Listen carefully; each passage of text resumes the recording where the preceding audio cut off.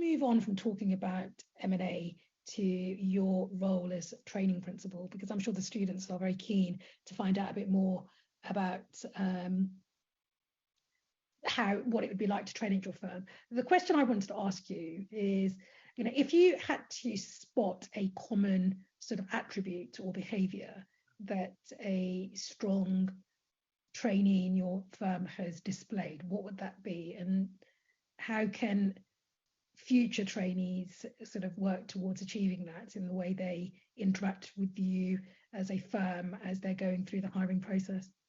It's a very good question. I've probably got about a decade of experience now to draw on, because we've been running trainee program for sort of, I think this year is the 10th year anniversary of when our first trainees started. So looking back over that time, I think what's, in the sort of office environment, what makes people stand out is, what I would describe as sort of intellectual and practical curiosity and a willingness and ability to get involved. That will take people a long way.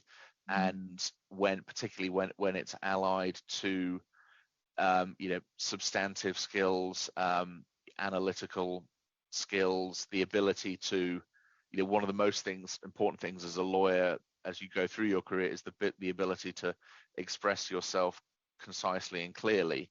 Clients don't want memos that are pages and pages long. They want to be succinctly told what the issue is and how you're going to resolve it. So those are all, nobody comes out of university or into a training contract as fully formed. And the key thing that also underpins this, and I think there's a good phrase that I've heard sort of from the US, is the idea that you have a growth mindset.